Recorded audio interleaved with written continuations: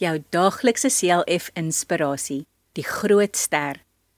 Toe hulle die ster sien, was hulle baie bly. Matteus 2 vers 10. Jesus is in 'n stal in Bethlehem gebore. Met Jesus se geboorte het daar 'n groot ster helder in die lug geskyn. Daar was sterrekykers van 'n ver land wat die ster gevolg het en eindelik het dit hulle na die baba gelei. Daar het hulle vir Jesus en Maria, sy ma, gekry. Toe hulle Jesus sien, was hulle baie bly.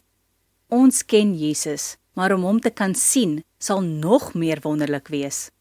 As ons hier op aarde leef volgens God se wil, hom gehoorsaam en glo dat Jesus ons verlosser is, sal ons eendag saam met hom in die hemel wees.